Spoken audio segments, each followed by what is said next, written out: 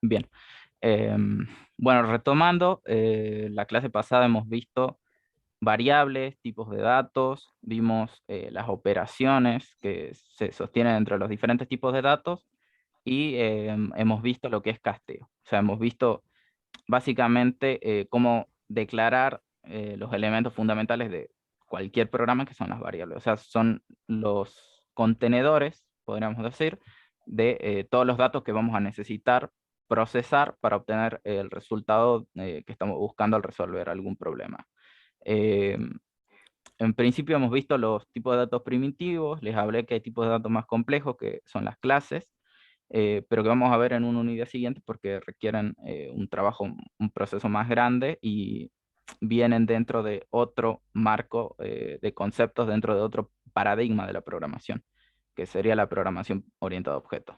Entonces, continuando con lo que habíamos visto, em, hoy tendríamos que ver las cadenas, que es un tipo de dato complejo, o sea, es un es una clase, sí, pero nosotros no la vamos a generar, o sea, ya está predefinida, o sea, ya está creada por defecto por el mismo Java. Eh, Así como utilizamos, por ejemplo, el escáner para mostrar, para ingresar cosas por el teclado, los strings o las cadenas de texto son objetos más complejos que nos permiten ingresar eh, cadenas consecutivas de texto, o sea, una secuencia de caracteres alfanuméricos, bueno, en realidad caracteres que se encuentran dentro de lo que es Unicode.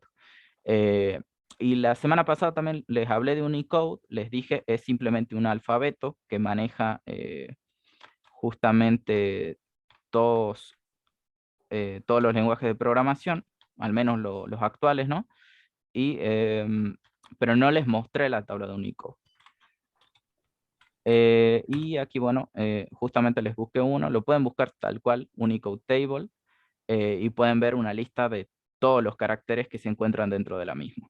Em, y esto era lo que les quería aclarar la semana pasada, que no tuvimos tiempo de verlo, pero bueno, como ven, son, además de los caracteres alfabéticos, ¿no? Y de los más tal vez reconocibles como arroba, los numerales, los símbolos relacionales, menor, igual, mayor, etcétera, y los símbolos de puntuación, hay muchísimos otros que probablemente ni se les ocurren de qué significan. Eh, Estos de acá, comandos básicamente elementales, que son, o sea, son claves en general, que nos permiten hacer cierto tipo de operaciones, pero también son caracteres, y pueden encontrar de todo. Ni siquiera hace falta que estén en español o dentro del alfabeto que comúnmente conocemos, también hay en otros idiomas, o sea, japonés, eh, en árabe y demás. O sea, es un alfabeto enorme lo que es Unicode. Y se utiliza como estándar hoy en día Unicode porque lo pueden utilizar en cualquier parte del mundo. O sea, si yo quisiera crear una cadena de texto y estoy programando en, no lo sé, en Rusia, por ejemplo, puedo usar su alfabeto. O estoy en Corea y puedo utilizar su alfabeto. Entonces, por eso se utiliza como estándar ese alfabeto. Porque yo puedo crear la cadena de texto que yo quiera. A final de cuentas, son caracteres, todo lo que ven aquí son caracteres, solamente que están dentro de otro formato, ¿no? Y bueno, eso para que lo tuvieran en cuenta y ahora podemos ver justamente lo que son las cadenas como tal. Disculpen, hay un mensaje. No, no es importante. A ver. Y bueno, y las cadenas, otra vez, son secuencias de caracteres que siempre han formado una parte de los programas en Java. Es uno de los elementos más básicos. Nosotros necesitamos mostrar mensajes por lo general o necesitamos entender secuencias de texto y para eso se necesita este tipo de dato complejo que son las cadenas o strings en inglés. Eh, y bueno, y estas vienen todas dentro del paquete java.lang. En un momento lo vemos, igual cuando entremos a Eclipse, o sea, este paquete ni siquiera lo tienen que ingresar a mano una vez que utilicen una cadena, un tipo de dato string, van a ver que se agrega por defecto ese paquete, esa librería. Y bien, ¿cómo crear una cadena?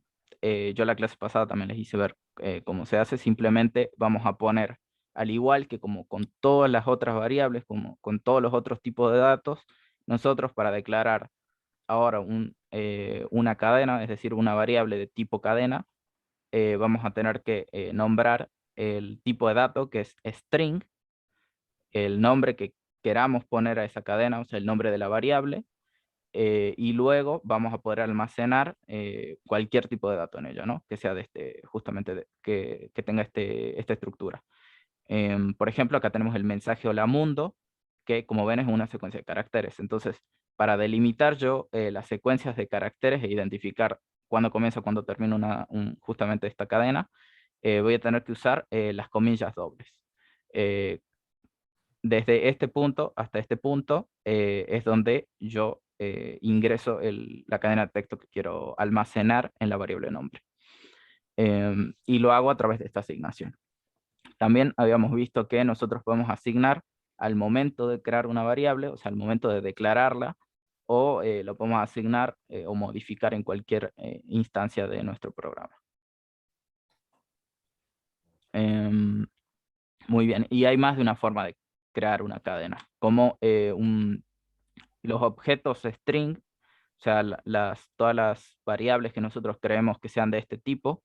eh, Dijimos que es un tipo de dato complejo.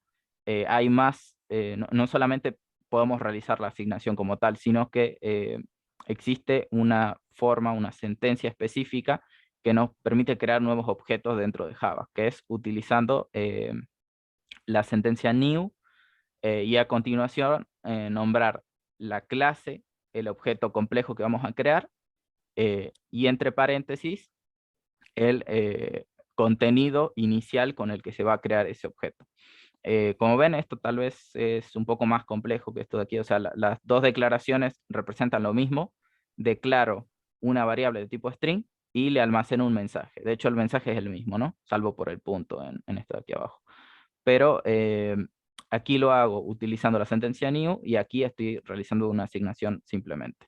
Las dos son equivalentes, o sea, en las dos estamos teóricamente realizando lo mismo, pero lo estamos haciendo de maneras distintas. O sea, el resultado final es el mismo, el proceso es distinto. Y hay y van a encontrar muchos ejemplos en lo que se puede hacer esto en Java, porque no siempre hay una misma resolución a un problema. De cualquier manera, pueden utilizar las que más les guste. Esto otra vez lo vamos a ver cuando entremos al módulo de programación orientada a objetos, así que no se preocupen por ello. Bien. Vamos a ver un ejemplo. Vamos a entrar a Eclipse. Y voy a crear un nuevo proyecto. Esto, como les decía antes de comenzar la clase, una buena forma de estructurar sus proyectos. Como ven, yo tengo varios proyectos aquí. De hecho, esto no son necesarios, pero bueno. Yo tengo acá dos proyectos Java en los que administro cada resolución que voy dando para cada comisión. Entonces, para la comisión M1, aquí tengo separados por clases, todas las clases que hemos tenido, con los respectivos proyectos Java que hemos trabajado. Y acá está el código, o sea, la clase, el archivo .java, tiene la resolución del problema, o sea, el algoritmo, una vez ya codificado en este lenguaje, ¿no? Que es lo que ven aquí a continuación. Es una buena forma de estructurarlo, como le decía a su compañero, es bastante sencillo de estructurar una vez que se acostumbran. Les recomiendo esto para que no tengan demasiados proyectos creados y luego sea más engorroso trabajar, pero bueno. Simplemente le van a dar a nuevo, crear un paquete. Una vez que tengan el paquete, eh, lo seleccionan y crean una nueva clase. Entonces, es lo que voy a hacer yo. Vamos a darle a esto, una nueva clase, y vamos a crear otro ejemplo. Voy a llamar ejemplo sin más. Y voy a crear, perdón, voy a crear el método main, también ya lo hablamos la clase pasada. Java necesita, cuando nosotros ejecutamos un programa, Java necesita que nosotros especifiquemos eh, cuál va a ser la primera operación o cuál va a ser el primer método que nosotros vamos a ejecutar. Ese método siempre es el método main, o sea, todo, todo código Java, todo código fuente, o todo ejecutable como tal, va a necesitar un método main. Entonces, esto es una parte que no se puede omitir en ningún programa. Yo lo escribí acá a mano, pero lo pueden generar de manera automática. Y bien, vamos a declarar ahora una cadena como tal. Si yo, por ejemplo, quisiera almacenar un mensaje,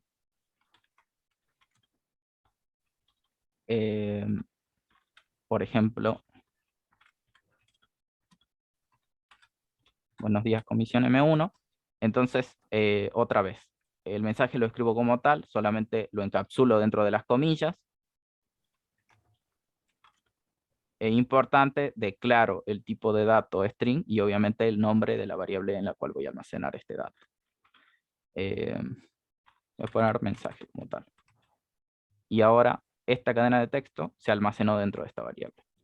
En la clase pasada también les expliqué cómo es que funciona, o sea, vimos mediante un diagrama de, un diagrama de memoria, hemos visto cómo es que se van modificando las diferentes variables y los diferentes datos, cómo es que pasan a estar en memoria. Así que si recuerdan, todas las variables, no importa cuál sea el tipo,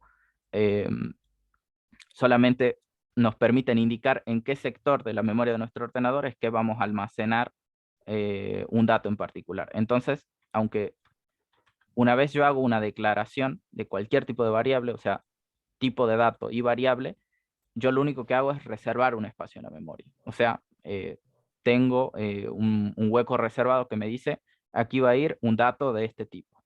Entonces, cuando llegue el momento, le va a hacer una asignación, o sea, nosotros vamos a guardar el dato que queremos, que en este caso es un mensaje, y va a quedar registrado en ese espacio de la memoria. Y luego vamos a procesarlo como lo necesitemos para poder solucionar algún problema. En este caso, si yo ejecuto este programa, van a ver que no hace nada aquí en la consola. Como ven, disculpen, como ven, no les muestra nada porque yo no estoy justamente mostrando un mensaje. Yo solamente estoy declarando una variable. Es decir, la estoy registrando en la memoria, pero no la estoy procesando de ninguna manera. Entonces, si yo quiero, por ejemplo, mostrarla por la consola, vamos a tener que utilizar esta sentencia que ya la hemos visto bastante, system.out.println. Y en este caso, si recuerdan, yo siempre que tenía la sentencia system.out.println, yo le mandaba un mensaje. O sea, yo lo escribía paso a paso aquí. Por ejemplo, uno la mundo. Entonces, system, acá println como tal, para resumir la sentencia, lo que recibe es un mensaje. Recibe en realidad una cadena de texto, un tipo de dato string. O sea, recibe una variable de este tipo. Yo aquí le estoy pasando el mensaje como tal, o sea, yo le estoy pasando el dato completo y obviamente como está entre comillas, se está especificando cuál es el mensaje. Entonces, cuando yo lo ejecuto, me muestra justamente este hola mundo. Pero yo puedo mostrar, mientras el resultado final de la expresión que esté dentro de estos paréntesis, o sea, de este de aquí y de este de aquí, mientras sea un tipo de dato string, de todas formas lo va a mostrar. Y ya voy a explicar a lo que me refiero con la expresión completa que está entre paréntesis. Porque si yo quiero, puedo mostrar, si yo quiero aquí, lo que puedo mostrar, o sea, lo que le puedo pasar como mensaje a esta función println, no es la cadena completamente definida, hardcodeada, sino una variable del tipo que necesita, o sea, una variable de tipo string. Como es del tipo string mensaje, lo va a mostrar sin ningún problema. O sea, va a poder procesarlo. Y obviamente no me va a mostrar aquí por consola mensaje, sino que lo que me va a mostrar es el contenido de la variable mensaje. Esto lo aclaro por si hay alguna duda, ¿no? Pero creo que se entiende. No sé si queda alguna duda acerca de esto. O sea, la diferencia entre el dato y la variable. Profesor, Sí. ¿cuál es la diferencia o por qué haría eso en vez de poner directamente el mensaje? O sea, ¿por qué pondré una variable de tipo alfanumérica en vez de directamente poner el mensaje? O sea, ¿por qué yo no haría directamente esto, por ejemplo? Sí, Bien, exactamente. bueno, entonces, ¿qué pasa si el mensaje es variable y no es constante? ¿Qué pasa que si yo no quiero mostrar todos los días, buenos días, comisión M1, y yo quiero usar este mismo programita, pero para darle la bienvenida a la comisión 4, que la doy los martes y jueves? Entonces, esto que tengo aquí es constante, o sea, siempre muestra lo mismo, siempre me va a mostrar, o sea, aunque yo tuviera esto, aunque yo tuviera este código así, siempre me va a mostrar buenos días, comisión M1, siempre, y yo lo que debería cambiar es esto de acá. Entonces, una forma de alterar este programa, o sea, una buena utilidad que tienen justamente las variables es que son dinámicas. O sea, nosotros podemos modificarla a lo largo del código las veces que necesitemos. Si yo quiero cambiar el mensaje en algún momento, obviamente voy a tener que introducir más líneas de código, pero yo lo que puedo hacer es utilizar el teclado,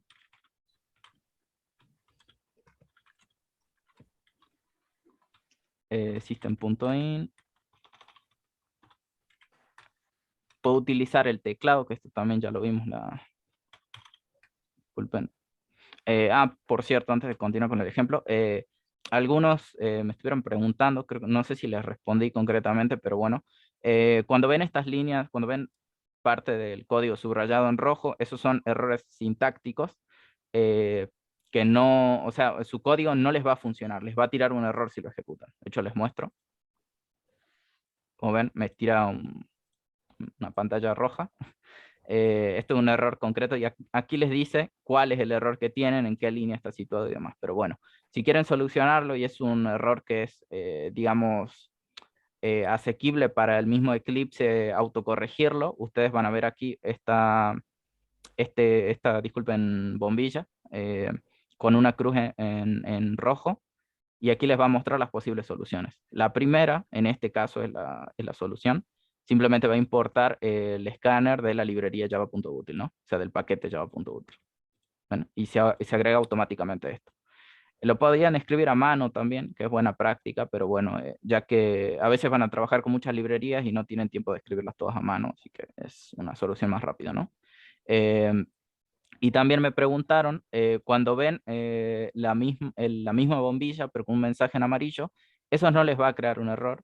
O sea, eso no va a matar el código, no va a matar el programa. Solamente que les dice, en este caso lo que me está diciendo es, no estás utilizando esta variable. O no estás utilizando el teclado para nada. Porque yo no estoy ingresando justamente nada por el teclado, ¿no? O sea, no estoy digitando nada en este momento. Entonces, los amarillos no se hagan problema. Los que están en rojo sí, porque el programa no les va a funcionar como tal.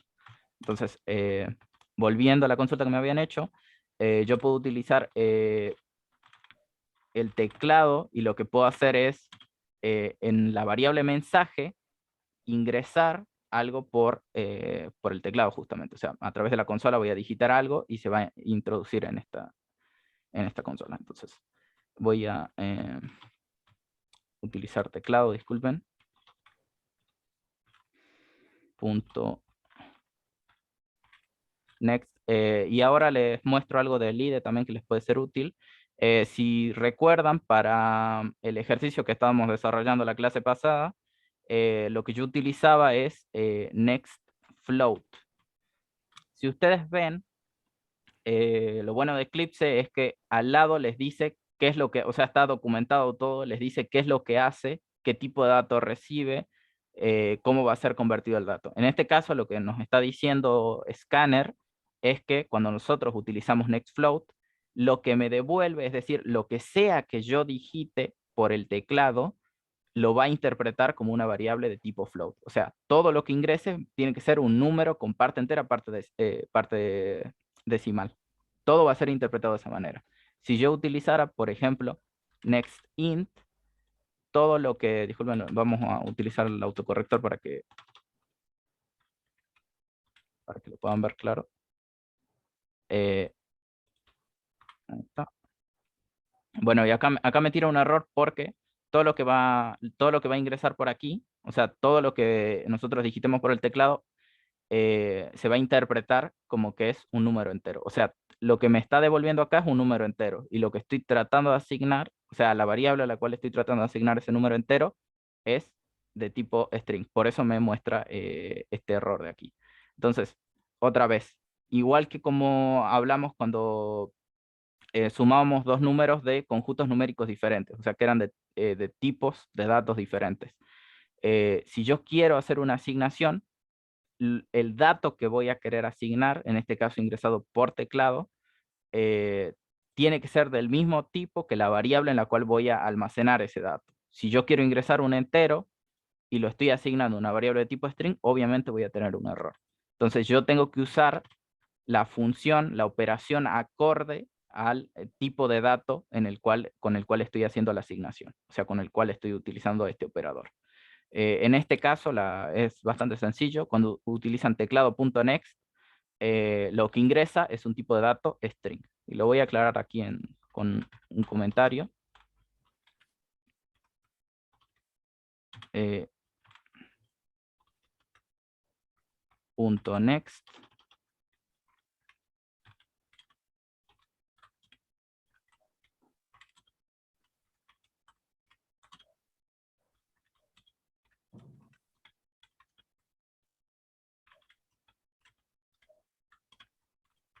Ahí está. O sea, lo que nos devuelve .next, lo que nos devuelve esta sentencia de aquí es un dato de tipo string. Entonces lo que almaceno es acorde a lo que yo estoy ingresando. Las dos cosas son del mismo tipo, entonces la operación se puede realizar. Y ahora respondo a la pregunta que me habían hecho. ¿Por qué es importante? ¿Por qué no es lo mismo o por qué es relevante utilizar variables de tipo string y aquí utilizar justamente mi variable mensaje en vez de yo cambiar el código en cada momento? Bueno, porque esto es dinámico. Yo voy a poder ingresar buenos días, comisión M1, por ejemplo. Eh, bueno, y aquí escribir los espacios me lo está interpretando por aparte, ¿no? Por eso es que, eh, por eso es que me lo muestra todo por separado. Pero bueno, aquí lo que necesito es eh, punto next line.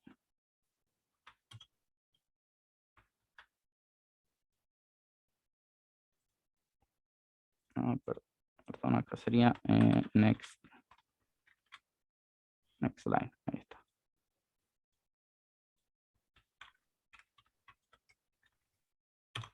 Bueno, ahí está. Bueno, next line. Next solamente les toma la primera, disculpen, la primera sentencia de caracteres, o sea, la primera secuencia de caracteres hasta que vea un espacio en blanco. Next line toma toda una línea hasta que presionan enter, o sea, hasta que hacen un salto de líneas como tal. Entonces, para responder a la pregunta otra vez que me estaba diciendo el compañero, ustedes simplemente, si ustedes quieren modificar el mensaje a lo largo que pasa el tiempo, o sea, que su programa cambie en función del tiempo, yo podría utilizar una variable de este tipo y mostrar el mensaje que yo quiera. Entonces, yo me desligo de tener que setear, o sea, setear me refiero a que tener que ponerle un valor inicial a la variable de mensaje. Entonces, en este instante yo declaro, o sea, en este código lo que yo hago es declarar una variable de tipo string, eh, pero no le doy un mensaje inicial, o sea, no le doy un valor en concreto, no le doy un dato que almacenar, sino que ese dato se va a almacenar a través del teclado y va a variar en función del tiempo, ¿no? En función de la persona que quiera utilizar el programa. Entonces yo puedo mostrar el mensaje que a mí más me parezca. Yo podría mostrar buenos días, comisión M1. O podría mostrar, si lo vuelvo a ejecutar, buenos días, comisión T4. Entonces, de esa manera, el programa es independiente del mensaje que yo quiera utilizar. No sé si se entiende la diferencia y por qué es que no seteo acá el mensaje que yo quiero. O sea, no lo escribo acá como tal y utilizo una variable en vez de pasarle el mensaje en concreto.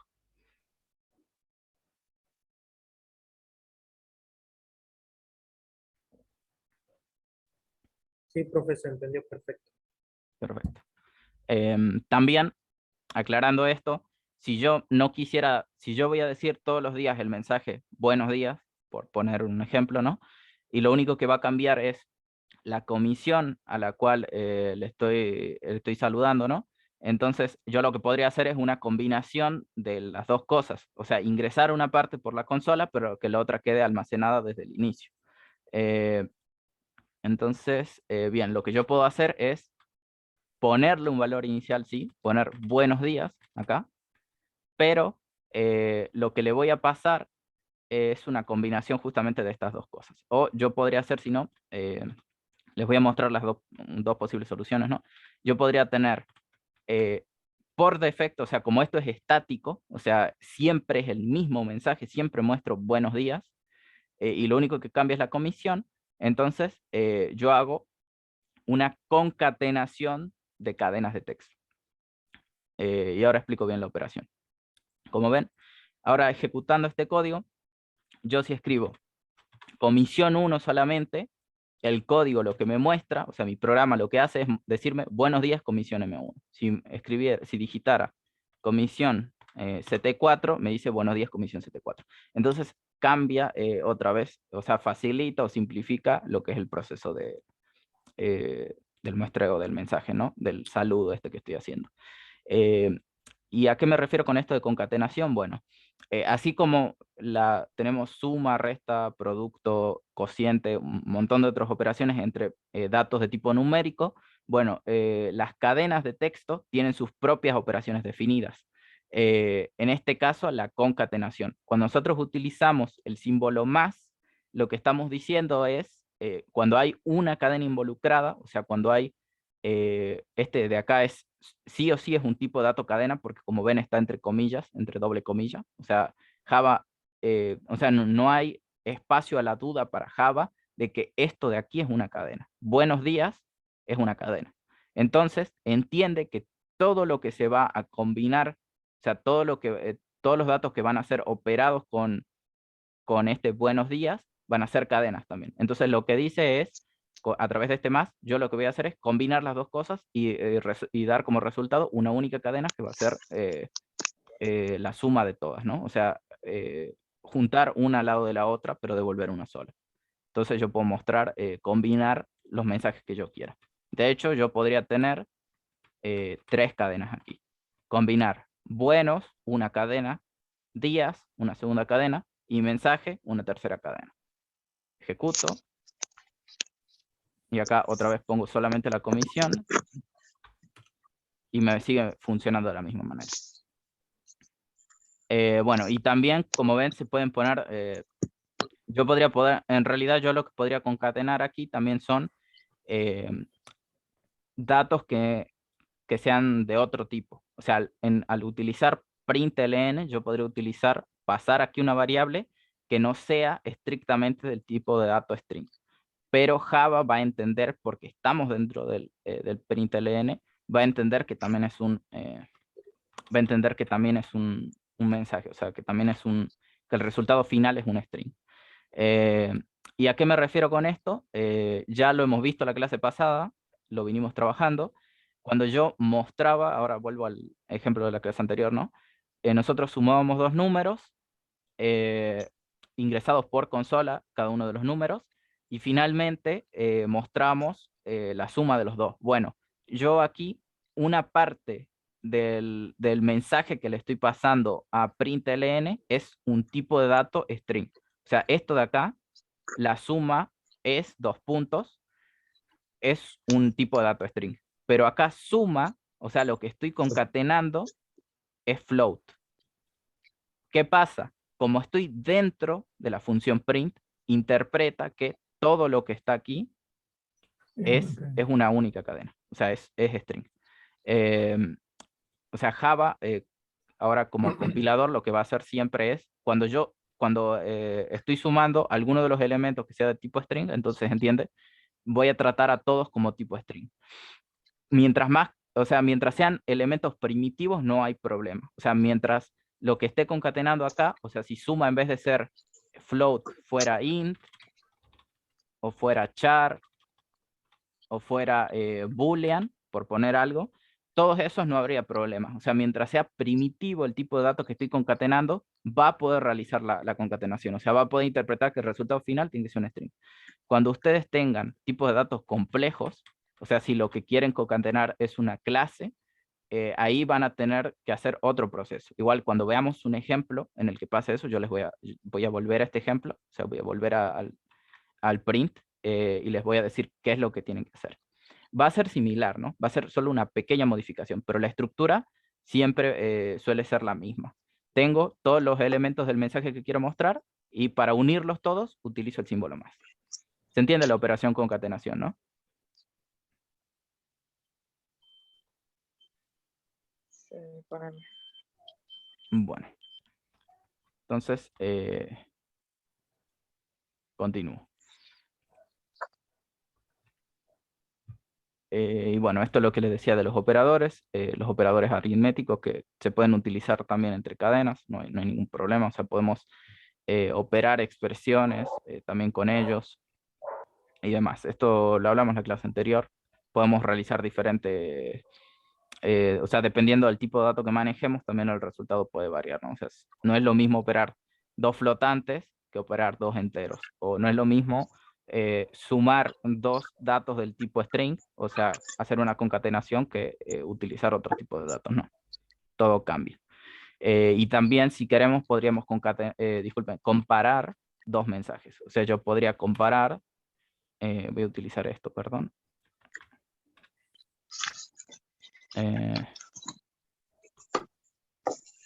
Yo podría comparar, por ejemplo, hola con...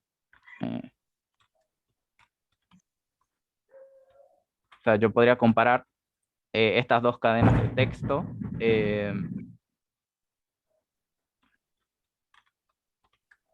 Yo podría comparar estas dos cadenas de texto y decir este mensaje, o sea, este string es igual que este string, y bueno, y concretamente no, obvio, a uno le falta una H. Pero bueno, es la idea. Casi todos los datos se pueden comparar. Los tipos de datos, mientras más complejo es el tipo, o sea, cuando nosotros creamos un tipo, tenemos que definir ciertas operaciones especiales.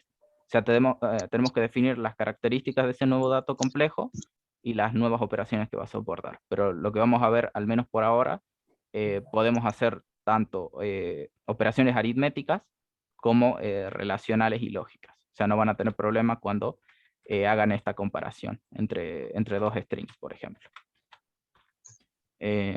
Y nada, bueno, esto de sentencia ya lo venimos hablando un montón, o sea, no puedo hablar de un programa sin hablar de sentencia, dado que una sentencia es la unidad mínima, la unidad más pequeña de un programa. Es la unidad ejecutable más pequeña, justamente la definición propia, ¿no?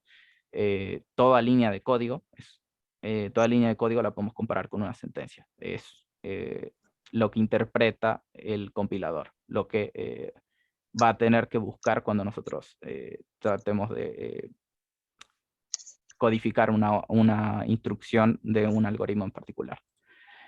Y bueno, y estos son también tipos de declaración, tipos de sentencia que nosotros tenemos. La declaración como tal, o sea, simplemente reservar un espacio de memoria para una variable, o sea, declarar tipo, el nombre de la variable y cerrar la declaración. O sea, acá no tengo ningún dato almacenado, solamente tengo espacio reservado. Y las sentencias de asignación. Aquí, por ejemplo, puedo declarar una variable y simultáneamente darle un valor. O sea, en cuanto reservo el espacio en la memoria, le doy un valor a esa variable. También, si quiero, primero puedo declarar la variable y después darle un valor, que es, por ejemplo, lo que vimos en el código hace un momento. Yo si quiero, declaro, reservo el espacio, pero luego le doy el valor. O puedo hacer la combinación de ambas, ¿no? Lo declaro con un valor y luego modifico el valor. Se puede hacer las dos cosas. Perfecto. Bueno, y estas son sentencias de incremento, sentencias de decremento. Esto también les nombré la clase anterior. Hay un tipo de operación especial que si los datos son numéricos, nosotros lo que podemos hacer es incrementarlos en 1 o decrementarlos en 1. O sea, subir un valor en la escala numérica o en la recta numérica o volver uno hacia atrás. Esto ya lo vamos a ver para que es bastante útil cuando veamos los ciclos, nos es muy práctico. Y bueno, y sentencias de control. Las sentencias de control son las que nos permite alterar el flujo de ejecución de un programa. O sea, tomar una decisión. ¿Tengo que hacer esto o tengo que hacer esto otro? O tengo que repetir una cantidad determinada de veces una operación. Esto es lo más importante dentro de lo que cabe a la clase de hoy. Nosotros no podemos tener códigos, o sea, no podemos tener las sentencias elementales o sentencias de asignación y solo con ellas resolver un programa. En muchas ocasiones, casi siempre, 99% de los casos, nosotros vamos a tener que realizar sentencias de control. Vamos a tener que dividir el código de alguna manera e ir por algún camino para resolver estratégicamente un problema. Bien, para esto creo que sería bueno tomar un ejercicio del práctico, disculpen. Voy a dejar de compartir un segundo.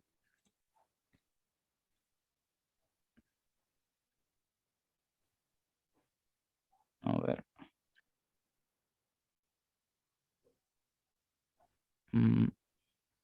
Creo que este estaría bastante bien, al menos por ahora.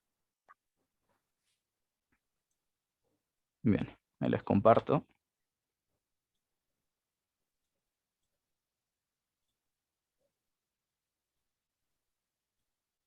Bien. Este es el práctico en lo que se refiere a la clase 3 y 4, o sea, vamos a estar trabajando con todo esto, las dos clases próximas probablemente también. Y bueno, les recomiendo, vayan leyéndolo, vayan tratando de resolverlo cuando terminemos la clase de hoy. Si hay algo que no pueden hacer o hay algo que tienen una duda concreta, lo podemos resolver a ese ejercicio en la misma clase, ¿no? Así que si hay dudas, lo que sea, me lo dicen. Igual yo siempre estoy 20, 30 minutos antes de que comience, así que me lo pueden decir en ese momento y lo preparamos, y yo se los preparo en ese instante y lo dejamos listo. Bien, igual yo tengo las resoluciones de todos los ejercicios, ¿no? Así que no, tampoco es problema. Bueno, en este ejercicio en concreto, por ejemplo, en este problema que vamos a resolver, nosotros tenemos tres números naturales. Cada número representa números naturales, otra vez no tiene parte decimal, o sea, negativo, positivo y cero. Vamos a ver que se acota aún más porque es un problema que no pueden ser negativos, eh, dado que todos estos números representan lados de un triángulo. Entonces, no podemos tener longitudes negativas. Y tampoco en realidad podremos tener longitudes nulas, porque si es un lado, no mide cero. O sea, tiene que tener, es positiva sí o sí su distancia. Y bueno, y a través de estos tres lados, nosotros vamos a tener que clasificar qué tipo de triángulo es. ¿Es un triángulo isósceles, un triángulo escaleno, un triángulo equilátero? Y bueno, y aquí por si alguno no sabe la clasificación de estos, un triángulo es equilátero cuando todos los lados son iguales, o sea, cuando todos tienen la misma longitud. Isósceles cuando dos solamente son iguales, el otro es distinto, obviamente. Y escaleno cuando todos los lados tienen longitudes distintas. Entonces, como ven, aquí tenemos tres posibles alternativas para el código. Si nosotros quisiéramos determinar y mostrar cuál triángulo es, entonces no nos alcanza con lo que estábamos viendo, o sea, no nos alcanza con seguir de manera secuencial todas estas instrucciones. Nosotros tenemos que usar una sentencia, en este caso de selección. Tenemos que elegir mediante alguna operación lógica, mediante alguna pregunta, decir es equilátero o es escaleno, y si no es, disculpen, o es isósceles, y si no, bueno, va a tener que ser escaleno. O sea, va por alguno de estos tres caminos, pero no puede ser los tres simultáneamente. Y bueno, y volviendo a la diapositiva, ese es justamente lo que nos permite la sentencia de control o la sentencia de selección. Y bueno, y todas las sentencias en Java de selección tienen esta estructura. Nosotros vamos a utilizar la palabra reservada if entre paréntesis vamos a poner la condición que queremos que se cumpla. O sea, vamos a preguntar si es que se cumple una condición en concreto, y si se cumple, vamos a realizar una serie de sentencias, una o más sentencias, ¿no?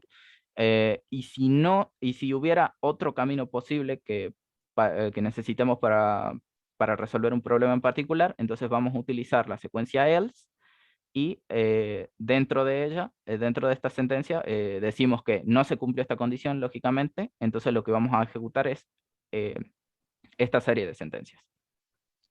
Entonces el flujo del programa va a depender de esta condición. Por ejemplo, es isósceles.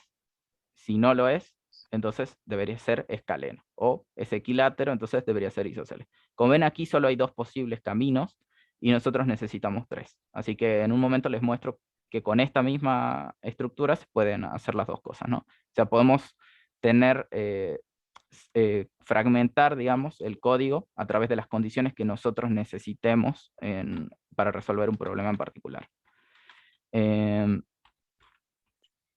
Y bueno, antes de hablar de bucles, vamos a ir aquí. Como ven, voy a crear otra clase dentro del mismo paquete que abarca las clases de hoy. Creo una nueva clase, lo voy a llamar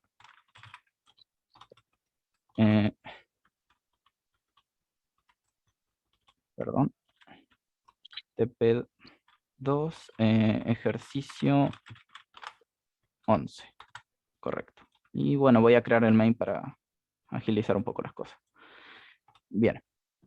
Entonces, en primera instancia, vamos a pensar, antes de ponerme a codificar, vamos a pensar el algoritmo que está por detrás. O sea, cuál es la secuencia de instrucciones ordenadas y finitas que resuelve este problema.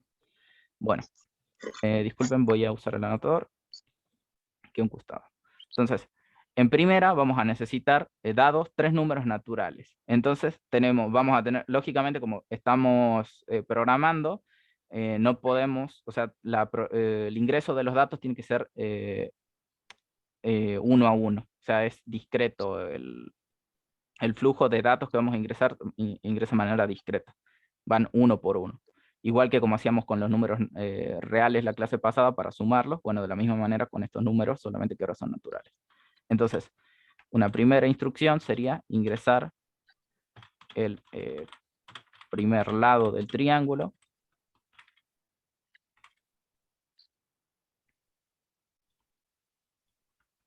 Esa sería la instrucción 1.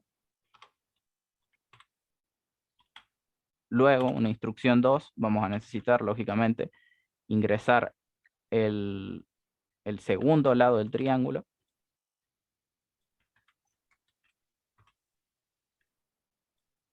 Y en una tercera instrucción, el tercer lado, ¿no? O sea, sé que esto es elemental, sé que se entiende, sé que a alguno le puede parecer trivial, pero es importante también,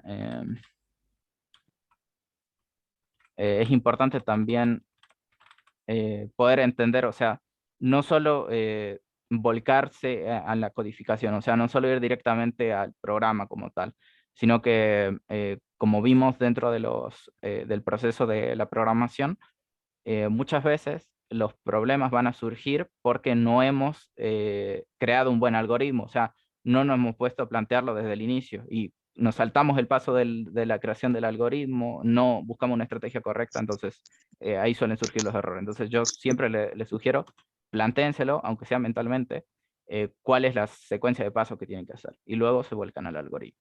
Con el tiempo esto se hace más ágil, ¿no? O sea, es más fácil de hacerlo y es casi indistinguible cuando es que piensan en la secuencia de pasos que a lo que saltan a la codificación. Bueno. Bueno, entonces, en un cuarto paso, ¿qué tendríamos que hacer? Tenemos los 3 lados, ahora tenemos que empezar a clasificarlos.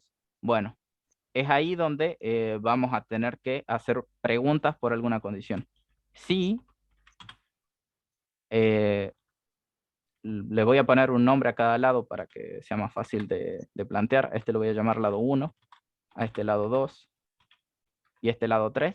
Entonces yo voy a decir, sí, el lado 1 es igual al lado 2 y es igual al lado 3, entonces, ¿qué voy a hacer? Bueno, si se cumplen las tres condiciones, entonces yo digo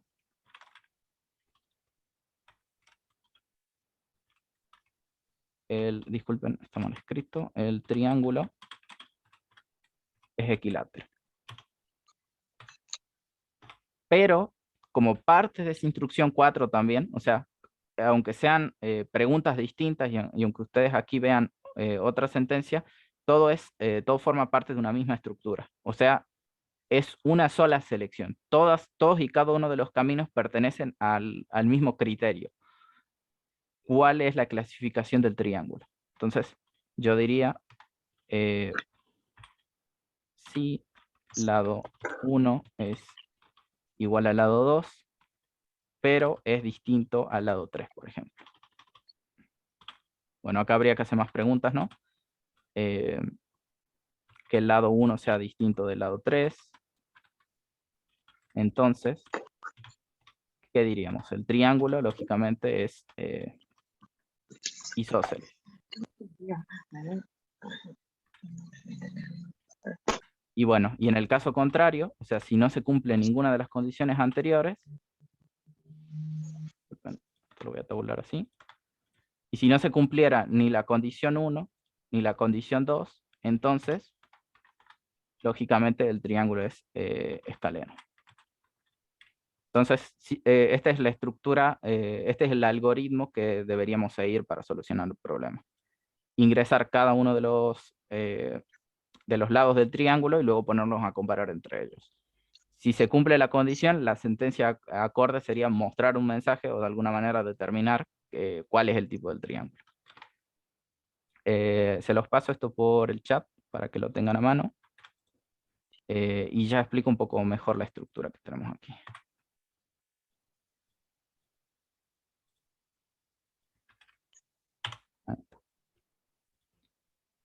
Muy bien. Entonces, en el código,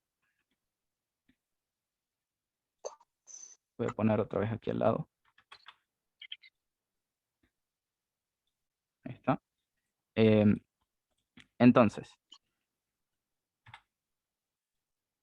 bien. Entonces, en el código, o sea, ahora vamos a pasar este algoritmo. El equivalente en Java sería ingresar, vamos a necesitar ingresar tres lados, o sea, vamos a tener que declarar tres variables. Y en este caso son de tipo, hemos dicho que estos lados son enteros, o sea, no tienen parte decimal. Podrían serlo perfectamente, ¿no? O sea, podrían ser números reales. Pero bueno, el ejercicio lo simplifica un poco más, así que vamos a decir. El lado 1 lo vamos a declarar, luego vamos a ingresar el lado 2 y luego el lado 3. Alguno tal vez ha visto en la diapositiva, en la primera diapositiva que está posteada, hay un código que nos dicen, o sea, que tienen las declaraciones en una misma línea, o sea, tienen tres declaraciones, así como aquí, pero están todas en una sola línea. También se puede hacer. Si les parece mejor y si les parece más fácil, lo que pueden hacer es decir lado 1, lado 2, lado 3, y cierran la sentencia con punto y coma, como siempre, y lo que hacen acá es declarar tres variables simultáneamente. Las tres no están albergando el mismo espacio de memoria, son espacios de memoria diferentes, pero esta es una forma más sintética de hacerlo, y así gasto menos líneas de código y represento lo mismo. Si les parece mejor, lo pueden hacer de esta manera, si no, declaran una detrás de otra, ¿no? Yo suelo usar esto, pero bueno, ahora que están comenzando, tal vez les parece más confuso, así que lo que prefieran. Bueno, declaré las variables, ahora voy a tener que darle valores a esas variables, o sea, le tengo que dar los datos de cada lado del triángulo. Entonces, otra vez, escáner, teclado, declaro el objeto teclado. Disculpen un segundo. Perdón que lo silencio un momento. Es para... Perdón, así queda la grabación un poco mejor. Cualquier cosa se desmutean cuando me quieran hacer una pregunta, ¿no? Pero creo que es más cómodo para todos. Bien. y aquí declaro el teclado, y bueno, y de la misma manera que vimos anteriormente, a cada lado le voy a asignar, o sea, le voy a dar un valor. Teclado.next. Y bueno, y como dijimos, tenemos que especificar dentro de esta sentencia cuál es el tipo de dato que yo voy a ingresar por teclado. En este caso, un int, o sea, un entero. Y bueno, y de la misma manera, si me permiten, voy a copiar y pegar porque son sentencias similares todas. El lado 2 va a ser un entero ingresado por teclado. El lado 3 va a ser un entero ingresado por teclado. O sea, como son lo mismo, tampoco me voy a explayar mucho en eso. Ya tengo los tres lados, ahora tengo que hacer, ahora voy a tener que utilizar esta sentencia de selección para definir cuál es o sea, cuál es el tipo de triángulo que estoy manejando. Y lógicamente, vamos a utilizar la sintaxis de Java, pero vamos a seguir este algoritmo. Si se cumple esta condición, entonces realizamos algo. En Java sería if, abrimos paréntesis, dentro del paréntesis va a ir la condición, o sea, va a ir esto de aquí. Y vamos a decir, si el lado 1 es igual al lado 2, y lamentablemente en Java no podríamos hacer esto, o sea, no podríamos decir, si el lado 1 es igual al lado 2 y es igual al lado 3, bueno, lamentablemente Java no nos lo permite, o sea, no se pueden hacer triples comparaciones, no podemos comparar tres elementos a la vez, todas las operaciones a lo sumo son binarias en Java, y voy a tener que comparar primero uno con el otro y luego voy a tener que comparar el siguiente. Entonces, si el lado 1 es igual al lado 3, entonces los tres lados son iguales, ¿no? Esto también podría ser lado 2 igual al lado 3, ¿no? Esto es propiedad transitiva, o sea, como este lado es igual a este lado, entonces da igual cuál compare después. Pero bueno, lo comento por si acaso alguno tiene duda. Acá lo que preguntamos es si el lado 1 es igual al lado 2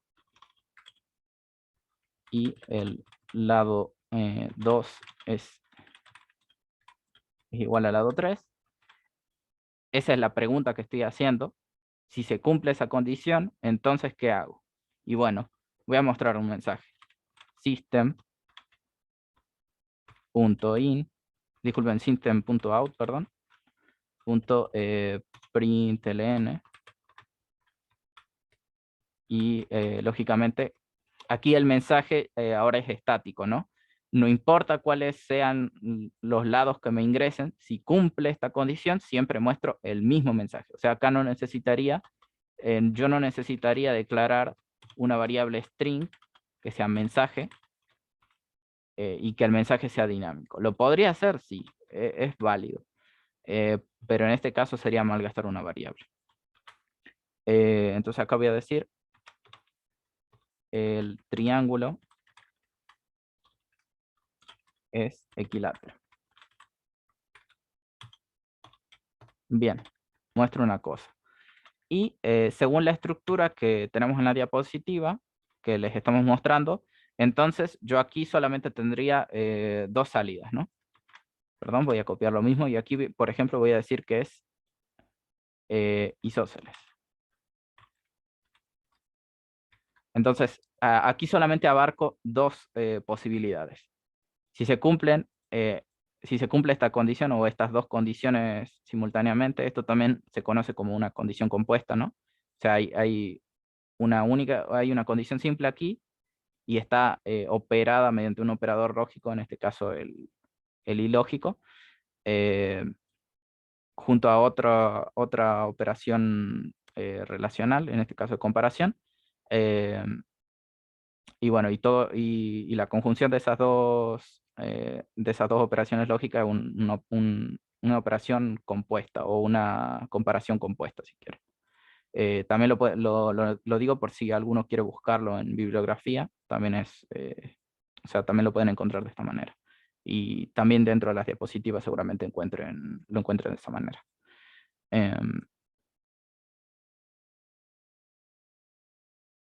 Entonces es igual a C. Ah, muy bien. Sí, ahí estaban explicando la propiedad, la transitiva, para poder hacer estas comparaciones, ¿no? Pero bueno.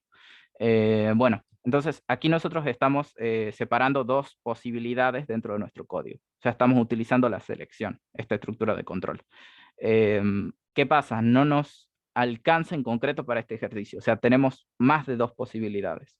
Entonces, una buena salida que tenemos, o de hecho la salida lógica, sería volver a utilizar esta misma estructura. Es decir, yo voy a anidar, yo voy a incluir dentro de esta estructura otra estructura if-else. O sea, yo voy a utilizar otra vez la sentencia de control if, de esta manera. Y aquí lo pongo así con palabras, simplemente en un momento completamos la condición. Y a continuación de esto, añado la llave. Y bueno, y en este caso, el triángulo sería escaleno. Entonces, tengo esta sentencia, if, else, esta de aquí, pero está anidada una dentro de la otra. Si quieren lo pueden tabular así, que tal vez a alguno le parece más cómodo, para que lo comprendan mejor. Entonces, ¿qué sucede? El de acá, o sea, esta tercera condición, esta tercera posibilidad, solo ocurre si no se cumplió previamente este if, ni tampoco este if. O sea, si no se cumple ninguno de los if anteriores, se va a cumplir el último de los else. O sea, se va a cumplir el caso de salida, digamos, el caso de que si no se cumplió ninguna condición anterior.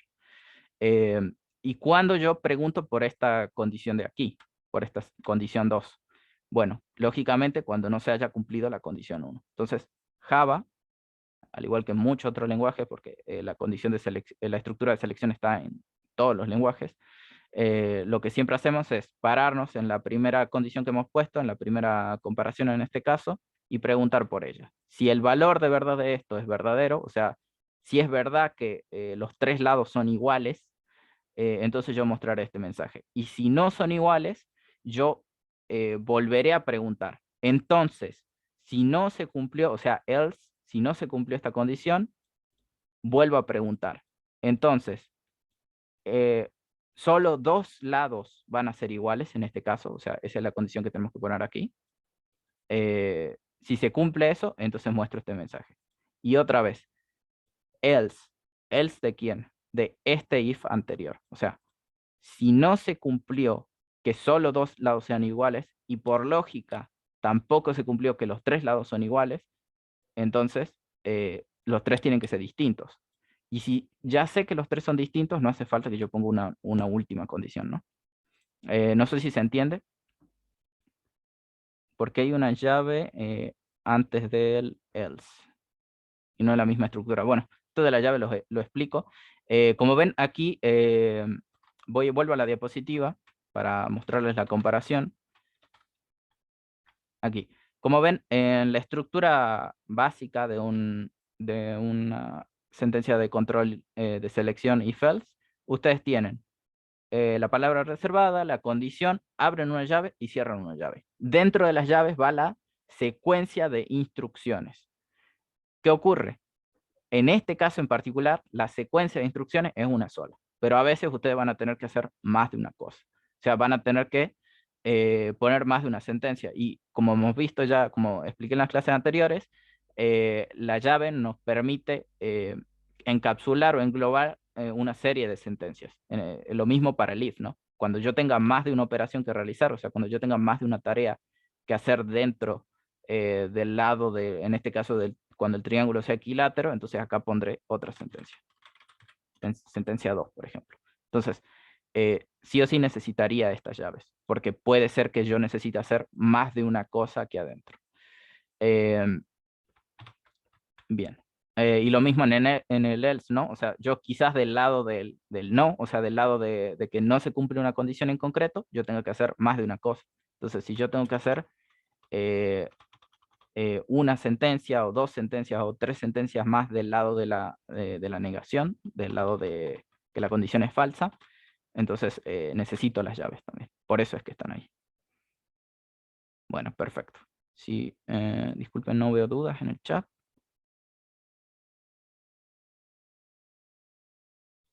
Bueno, entonces, ahora que estamos, voy a completar esta condición. Igual, por si acaso, esto lo aclaro. De momento, como son ejercicios bastante asequibles, igual ustedes también podrán pensarlos, ¿no? Cómo solucionarlos.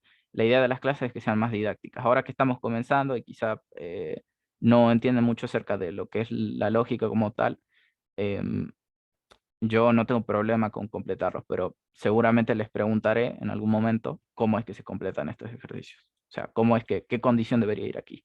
O cuál es la posible solución que ustedes me plantean. Y a veces, como ya les vengo diciendo, no hay más de una solución para un ejercicio. O sea, yo pude haber comenzado primero preguntando por el triángulo isósceles y luego clasificar el escaleno y luego el equilátero. El orden, lo único que hubiera cambiado es el orden de las preguntas que yo hago. O sea, hubiera preguntado primero por uno y luego por otro. Pero la estructura es la misma.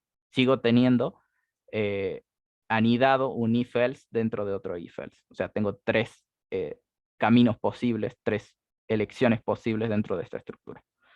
Bueno, entonces no me alargo más con el tema, no me extiendo más con eso. Vamos a decir, si después de cada sentencia puedo hacer unos comentarios. Sí, después de cada sentencia, o sea, cuando ustedes cierran con punto y coma, si quieren saber lo que hace esa línea de código en concreto, para que puedan volver a leer el código más tarde y no se olviden de lo que hace, porque uno se olvida, ¿no? O sea, perfectamente válido. Me pasa a mí, le pasó a mis profesores, le pasa a mucha gente cuando estudia. O sea, programar es, como les digo, es práctica y aún así la memoria a veces nos juega mala pasada. Así que yo les recomiendo, si algo les parece complejo o quieren recordar algo, comenten la línea y digan qué es lo que hace en concreto. O comenten qué hace en este caso la condición de esta sentencia if, ¿no? Entonces, yo se los completo ahora, por eso les di el código comentado la clase pasada también. Así que, nada. En primer lugar, voy a decir, si el lado 1 es igual que el lado 2, o sea, tengo dos lados iguales, por ejemplo, y lógicamente, y el lado 1 es distinto del lado 3, otra vez, por transitividad, si el lado 3 es distinto del lado 1, como el lado 2 es igual al lado 1, entonces también la pregunta podría ser así, ¿no? Bueno, y acá hay más cosas que abarcar. Se los voy a mostrar, vamos a ejecutar este código, lo vamos a probar y vamos a ver que esta condición está incompleta. O sea, hay una posibilidad, o sea, hay un camino posible todavía que no hemos tomado en cuenta, lo cual nos va a causar un error en el programa. Si recuerdan, bueno, para ejecutar el código al principio de las clases les estaba mostrando cómo hacerlo. Lo pueden correr desde aquí, desde este botón, y acá en la flecha seleccionan cuál es el programa, o sea, su código Java que quieren ejecutar. Aquí me muestra los, eh, todos los puntos Java que tengan una función, un método main definido, ¿no? Si no tuviera un método main, aquí no me aparecería. O en todo caso me aparecería tildado con un error, ¿no? Porque no lo podría ejecutar. Eh, pero bueno, yo siempre suelo preferir ejecutar de acá si es que tengo que seleccionar. Voy a ir a la línea del ejercicio 11. Aquí TP2 ejercicio 11 y voy a ejecutar como aplicación. Y nada. Bueno, aquí no me dice nada, ¿no? Yo sé que tengo que ingresar tres lados de un triángulo, pero estaría bueno que yo tuviera un system.out.println que me diga ingrese los tres lados del triángulo. Esto está bueno también. No suele ser un buen feedback para el usuario, o sea, para el que utiliza el programa, no suele ser bueno que el programa se quede en stand-by, ahí en espera, que yo le dé los números por la consola, ¿no? O sea, porque cada vez que yo llego a teclado, o sea, cada vez que utilizo el escáner, el objeto escáner, que bueno, concretamente es teclado, el programa se para. se para porque está esperando que yo le digite algo por el teclado y le dé enter para que pueda trabajar con ese dato. Entonces, es bueno siempre poner un mensajito. Lo pueden hacer antes de cada, o sea, lo podría hacer yo aquí en medio, podría decir, ingrese un lado del triángulo, ingrese el segundo lado del triángulo, ingrese el tercer lado del triángulo. A mí me parece que con un mensaje queda claro, así que lo voy a dejar ahí. Y bueno, vuelvo a ejecutar, disculpen, para que vean que está un poco más claro. Bueno, ahí está, ingresé los tres lados del triángulo. Vamos a decir, por ejemplo, de longitud 10 uno de los lados, vamos a mostrar uno equilátero. Primero vamos a testear el código, vamos a depurar como tal. Vamos a ir por 10 y por 10. Entonces, como vemos, el triángulo es equilátero, correcto. Todos los lados son iguales. Ahora vamos a ir por la otra posibilidad, por otro camino posible. Vamos a ir 10, vamos a decir que el otro es 5 por poner algo. Y el otro es así. Entonces, el triángulo, en este caso es escaleno, correcto.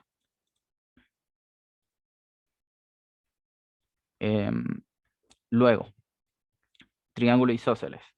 Por poner algo, 10, 10 y un 5, por poner algo. Entonces, el triángulo es isósceles. ¿Por qué? ¿Por qué nos dice que el triángulo es isósceles? Porque el primer dato es igual al segundo dato. O sea, dos lados son iguales. Lado 1 es igual que lado 2. Y el lado 2, o sea, 10, es distinto de 5. Entonces, correcto. Esta condición es verdadera. Dos lados son iguales y el otro lado es distinto a los primeros dos. Si yo hubiera preguntado, en vez de preguntar si, como segunda parte de esta condición, que el lado 1 sea distinto del lado 3, también es lo mismo, porque 10 es distinto de 5. O sea, mientras los primeros dos sean iguales, esta condición la puedo cambiar como yo quiera. O sea, podría preguntar por cualquiera de las dos posibilidades. Lo dejo tal cual está, ¿no? Pero ¿qué pasa? ¿Qué pasa si yo, por ejemplo, digo que el primer lado vale 10, el segundo lado vale 5 y el tercer lado vale 10? Un lado igual, el primer lado igual al tercer lado y el segundo lado es distinto, ¿no? Entonces, esto es un isósceles, solamente que me presentaron los datos de manera distinta, pero el código me dice que es escaleno. O sea, si cambiamos el orden de los datos, exacto. Bien, bien, bien, ahí ya se lo estaban preguntando por el chat, ¿qué pasaría si me ingresan los datos en distinto orden? Y lógico, esta condición no me basta, que es justamente lo que les decía. No me alcanza con una condición tan sencilla. O sea, no me alcanza con preguntar solo por los tres lados, o sea, solo hacer esta comparación, sin tomar en cuenta todos los órdenes posibles en los que me podrían llegar. Entonces, aquí yo voy a tener que complejizar un poco más la condición y decir, en esta primera condición yo tomo en cuenta cuando los dos primeros son iguales y el tercero es distinto. Luego, o sea, un segundo caso, disculpen, no sé si, ahí está, doble barra, disculpen, estoy usando un teclado distinto y no ubicaba la tecla.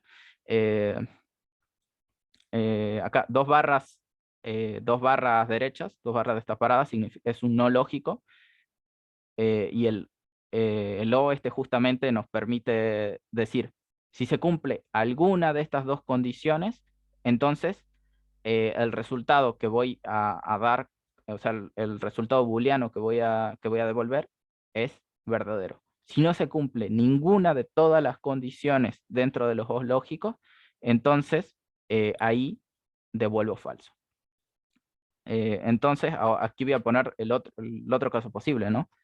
El lado 1 es igual al lado 3 y el lado 2 es distinto del lado 3 o del lado 1. Acá otra vez es indistinto. ¿Por qué?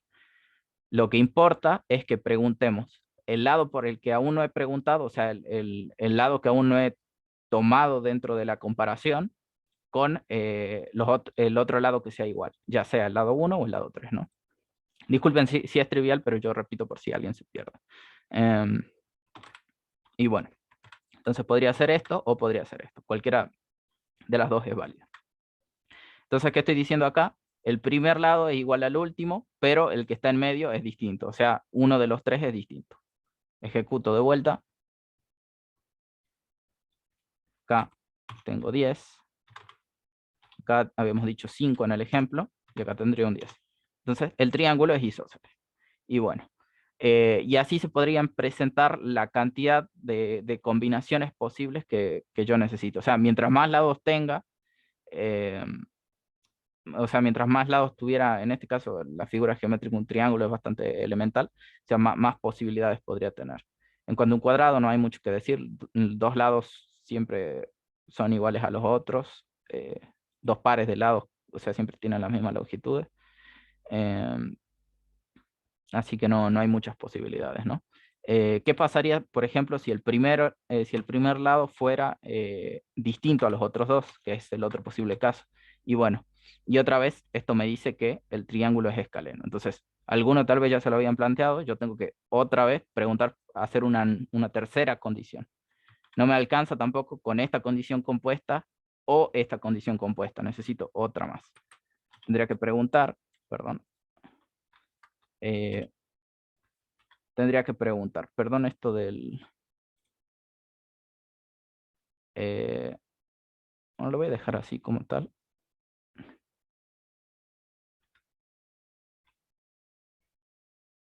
Luego lo comento. Ahí está. Bien, entonces ahora me quedaría preguntar, el segundo lado es igual al tercer lado y el primer lado es distinto a alguno de los otros dos. O sea, lado 1 es distinto al lado 2 o o al lado 3. O sea, el primero, que es el único diferente a cualquiera de los otros. Entonces, otra vez esta condición dentro de las otras condiciones puede ser distinta. O sea, pueden tomar cualquiera de las otras posibilidades, como más lo prefieran. Bien, entonces vamos a ejecutar ahora de vuelta el código. Ejecutar, ahora le doy a run nomás porque o sea, va a ejecutarse el último con el que se trabajó, el mismo que se ejecuta, así que no hay problema. O sea, no tengo que volver a seleccionar aquí desde el paquete, con el explorador de paquetes. Lo puedo hacer si quiero, pero bueno, como detalle. Ingreso un 5, ingreso un 10 e ingreso un 10. Entonces, todas las comparaciones ahora son correctas. No importa en qué orden ingrese los lados del triángulo, siempre, si dos son iguales, me va a decir que es isósceles. Y es importante que la condición sea un no, porque no me sirve preguntar si se cumplen las tres simultáneamente, porque es imposible.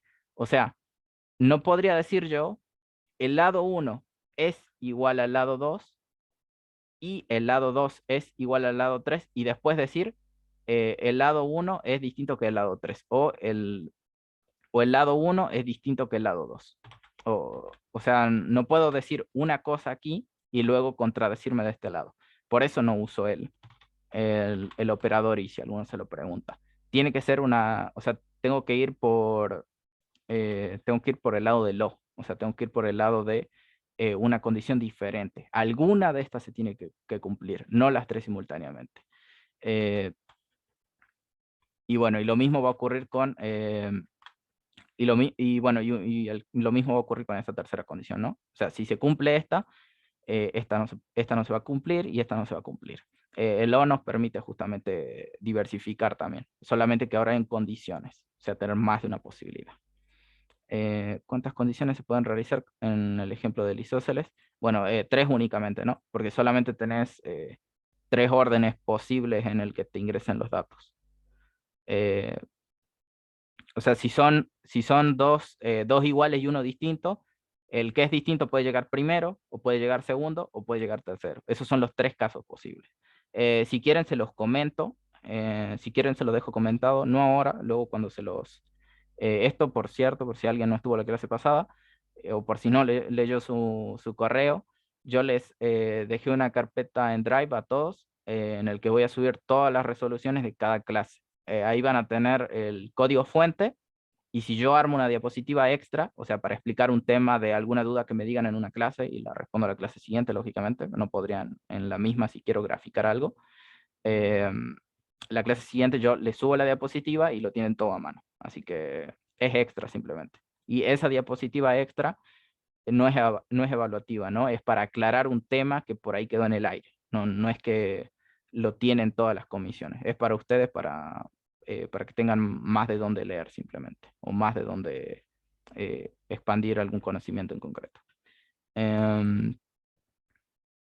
¿Se podrían realizar más condiciones? Sí, bueno, depende del problema, ¿no? Si tuvieras un problema en el que tuvieras que categorizar un objeto más complejo que un triángulo, si una figura geométrica, no lo sé, tal vez no preguntando por, disculpa, tal vez con algún objeto tridimensional, quizá, como un dodecaedro o algunas cosas así, o preguntar por los ángulos en vez de preguntar por los lados. Otra vez el triángulo no tenés más posibilidades, o sea, lo más difícil es el isósceles, eh, o el escaleno en todo caso, o sea, no es que tengas más salidas. Estas solamente puedes tener tres condiciones compuestas aquí. No es más que eso. Alguno también se preguntará, ¿por qué pregunté por el isósceles y no pregunté por el escaleno? Bueno, simplemente por gusto, ¿no? Uno podría haber preguntado por el escaleno y decir, ¿el primero, el segundo y el tercero son distintos? Sí, entonces es escaleno. Y por lo tanto, si no fuera equilátero y no fuera escaleno, entonces tendría que ser isósceles. O sea, preguntas primero por esta posibilidad, luego por esta, y la última queda como descarte, y lógicamente sí o sí tiene que ser esa. O sea, no hay camino lógico por dónde salir, sino. Si no les llegó al mail, disculpen, me están preguntando por el chat, está en la plataforma también, o sea, yo se los comunico por Moodle y se les envía un mail también. Eh, pero bueno, si lo quieren ver en su mail, tiene el enlace al Drive que les comentaba. Seguramente se les pasó como spam. Es posible que tengan a Moodle como, no lo tengan registrado y les pase como spam, así que revísenlo. Igual si no, entran a Moodle y en la bandeja de mensajes me van a tener agendado a mí ahí con todas las notificaciones. Bueno, ¿se entendió esto la selección, o sea, de la estructura de control de selección? No sé si hay alguna duda en concreto o quieren que revisemos algo.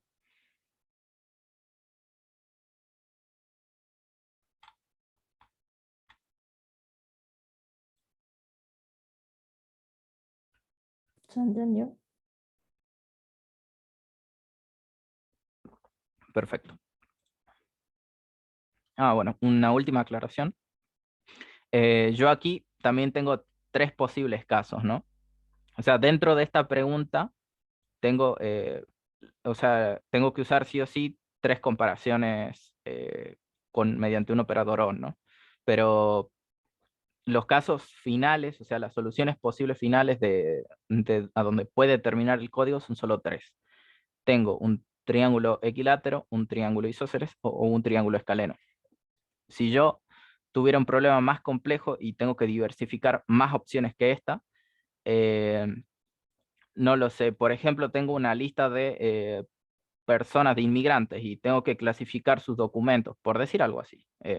O estoy en aduana y quiero ver de dónde viene cada persona. Y tengo que volcar, digamos, en archivos diferentes, en archivadores diferentes, cada dato de todas las personas. Entonces, imaginemos que viene alguien de eh, Bolivia, alguien de Perú, alguien de Chile, etcétera.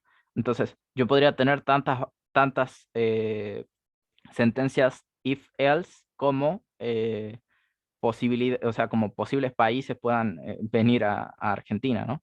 Entonces, es un caso que planteo así como ejemplo simplemente, pero pueden tener muchos problemas que tengan que elegir entre más de dos opciones o entre N opciones. O sea, esa pregunta sí podría diversificarse hasta donde puedan, ¿no? Obviamente no puede ser infinito, o sea, hay algún punto final para todo esto. Otra vez, los algoritmos son sentencias de operaciones o sentencias que resuelven problemas que son ordenadas infinitas. Entonces, siempre tiene que haber un punto final, ¿no? Bien. Otra vez, aquí a un lado tienen el algoritmo, como ven, 4 operaciones en sí. O sea, ingresar un lado, ingresar otro lado, ingresar un tercer lado, y como cuarta operación, definir ¿cuál es la categoría del triángulo? ¿Equilátero, isósceles o escaleno? Y dentro de cada una de estas condiciones yo podría tener las líneas de código que necesitara. O sea, otra vez, imaginen que yo, además de mostrar que es equilátero, quisiera decir cuáles son los tres lados. O sea, podría ser system.out.println y aquí printear lado 1,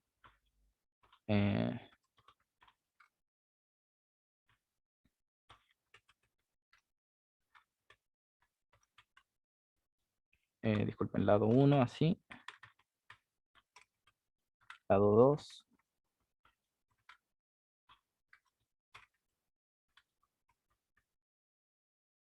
y bueno, y aquí L3. Entonces, este es un caso posible, digamos. Aquí tengo más de una sentencia dentro del if. De hecho, aquí me comí un símbolo más. Ahí está. Bueno, lo voy a ejecutar de vuelta. Y bueno, lógicamente, si el triángulo fuera equilátero, entonces me dice, el triángulo es equilátero y además me muestra cuáles son sus tres lados. Lado 1 es 10, lado 2 es 10 y lado 3 es 10. Lo mismo, yo podría hacer también una operación de los tres casos y mostrar solo aquellos que son iguales, ¿no? Si yo quisiera acá podría mostrar solo dos lados. Y aquí, bueno, lógicamente los tres lados. Por ejemplo, 10, el 5 y el 10, por poner algo. Entonces, es isósceles y me muestra los dos lados que son distintos. Entonces, es una posibilidad. Y como ven, como tengo más de una sentencia dentro de ese bloque, tiene que ir con la llave, porque si no, no sé cuántas cosas tengo que hacer dentro de esa condición. Por eso las llaves, otra vez aclarando la pregunta que me habían hecho hace un rato. Borro esto de aquí. No es necesario para el ejercicio, pero bueno. Como ven, la solución no es tan compleja. Tienen que hacer preguntas a veces y con eso parten hacia otra porción del código. Los ejercicios más complejos que pueden encontrar tal vez al menos de la unidad 1, en cuanto a lo que es selección y vamos a ver cuando veamos bucle, probablemente sean del ejercicio 15 en adelante. Son algo más complejos y tal vez más largos, o sea, es algo más tedioso quizá que complejo, pero bueno. Igual ya vamos a ver, cuando veamos, en cuanto vean bucles, supongo que van a poder resolver alguno de esos ejercicios en concreto. Entonces, continuemos. Dejen que quite esto de aquí. Como vamos de tiempo, nos queda media hora, perfecto. Bien, bucles. Así como tenemos a veces que definir entre alguna cierta cantidad de posibilidades que tiene el código para diversificarse, o sea, sigo por esta porción de código, o sea, realizo esta sentencia de instrucciones o realizo esta otra sentencia de instrucciones. Bueno, yo a veces voy a necesitar repetir una cierta secuencia de instrucciones una cantidad de veces determinada o indeterminada. Ya vamos a ver eso de determinada o indeterminada. O sea, pero a final de cuentas yo quiero repetir alguna instrucción. Yo quiero que algo se haga ciertas veces. Y bueno, y para que se repita esa secuencia de instrucciones ciertas veces, yo voy a tener que utilizar también una condición. Para hacer esto, vamos a utilizar la estructura de bucle, ¿no? Uno de los bucles más utilizados es while, que este es el bucle condicionado, o sea, siempre y cuando se cumpla esta condición, yo voy a realizar esta secuencia de instrucciones. Y esta condición tiene que poder cambiar, o sea, tiene que ser variable de acuerdo a estas sentencias de aquí. Me explico. Si yo evalúo un dato y lo comparo con otro, por ejemplo, si digo dato 1 es igual a dato 2, entonces, ¿qué pasa? Si yo estoy en este bucle, esto se va a seguir ejecutando mientras el dato 1 sea igual al dato 2. Pero, ¿cuántas veces? Hasta que sean distintos. O sea, mientras se siga cumpliendo que los dos son iguales, yo sigo realizando sentencia 1 hasta sentencia n. O sea, yo sigo realizando este bucle una y otra vez. ¿Qué ocurre? Si yo en medio de estas sentencias no modifico o al dato 1 o al dato 2, o sea, no modifico los datos que están siendo evaluados en la condición, esto va a seguir por siempre. De hecho, va a seguir hasta que nos colapse la memoria y Eclipse muera, ¿no? O sea, eso se conoce como un Stack Overflow, o sea, se les llena la pila de ejecución del programa y nos dice, bueno, yo ya repetí esta instrucción hasta que me cansé, ya no puedo seguir ejecutando, no tenés más espacio libre en la memoria para poner variables, termino. Entonces el código muere ahí y nunca resuelve el problema. Entonces tienen que tener en cuenta que esa condición tiene que poder acabar en algún momento. O sea, tiene que haber algún fin. Y bueno, y otra de las posibles sentencias de control que tienen para bucles es la sentencia for. La sentencia for, también conocida como, perdón, esta sería la condicionada, esta es la incondicionada, disculpen. Eh, ¿Por qué? Porque acá no hay o sea, no hay como tal eh, un fin concreto. O sea, nosotros ejecutamos una cantidad determinada de veces. Por ejemplo, vamos a repetir de 1 a 10 veces y vamos con algún paso. Ya les explico en un momento lo que es el paso. Esto es más concreto cuando vemos ejecutándose una sentencia for. Pero bueno, nosotros a final de cuentas tenemos que repetir n veces una cantidad de sentencias o simplemente vamos de un punto a otro. Pero siempre conocemos cuántas veces se va a ejecutar. En cuanto al while, no. Acá, como les dije, en la condición suele haber datos que no sabemos cuándo es que van a terminar con esta condición, o sea que van a romper con el bucle while, entonces no sabemos cuántas veces se repite esto. Sabemos que se repite hasta que termine la condición, pero no sabemos cuándo ocurre. Y bien, el for comienza con una inicialización. Tenemos una condición de por medio, un punto de parada, digamos, o sea, cuando el valor inicializado llega al valor de la condición, entonces terminamos. Y tenemos un paso que es el incremento que vamos que vamos siguiendo en este for. Ahora lo vemos en un ejemplo para que lo tengan más claro. New class, ejemplo 2. Y vamos a poner un bucle main. Bien, entonces, esto. Bien, entonces, por ejemplo, si yo tengo, otra vez para ponerle el mismo ejemplo, dato 1 igual a dato 2 perdón, dato 1 tengo que setearles un valor, digamos 10, por poner algo.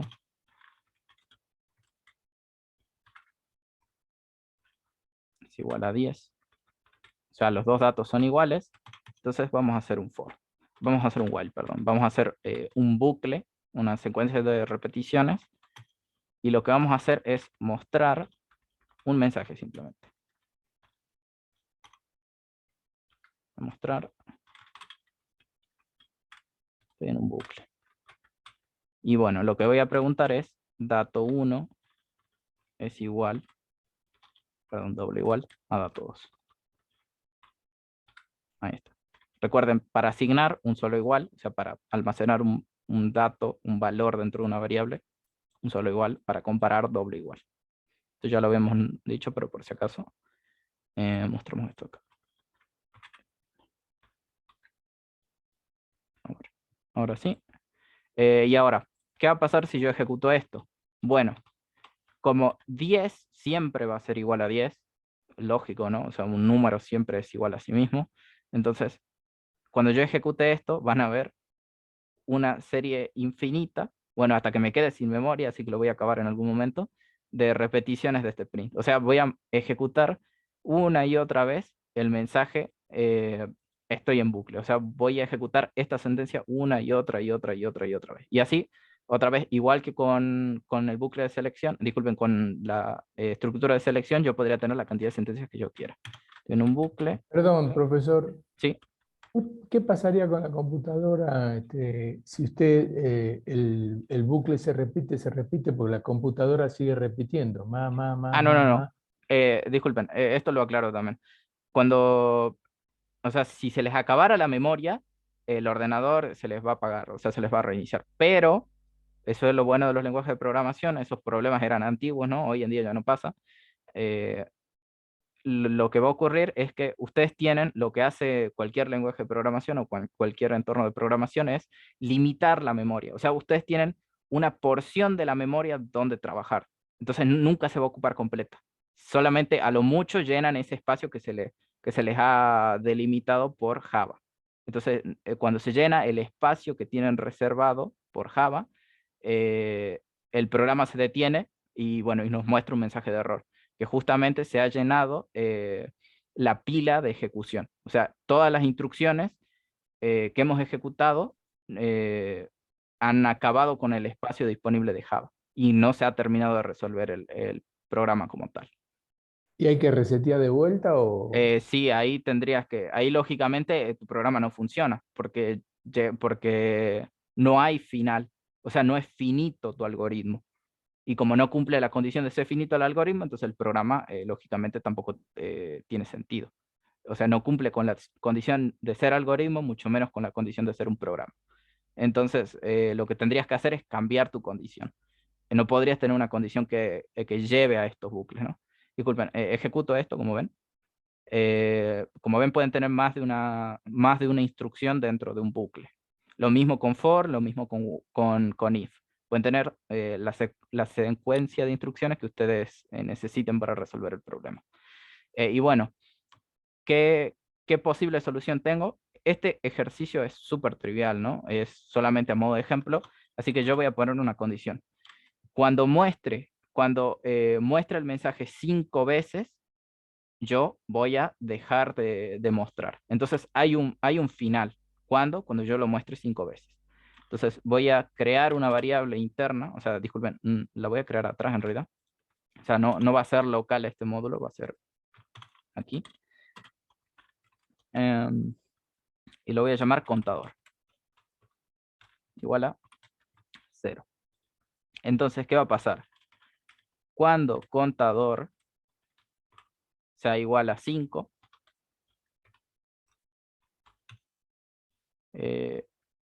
bueno, lo vamos a poner en 1, disculpen, para que muestre 5 veces exactas. Cuando el contador sea igual a 1, disculpen, sea igual a 5, acá el dato 1 va a ser igual a 0, por ejemplo.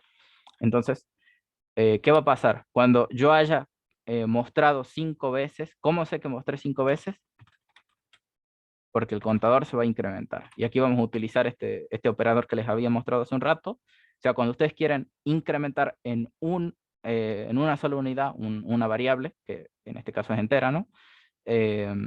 Yo simplemente pongo doble más y cierro con punto y coma. Entonces, ¿qué estoy diciendo? Le sumo 1 al contador. Entonces, cada vez que yo ejecute este ciclo, cuento. O sea, muestro estos dos mensajes y cuento 1 más. O sea, incremento esto en 1. Luego pregunto, ¿el contador es igual a 5? No. Entonces, ¿qué pasa con el no? O sea, la parte del else.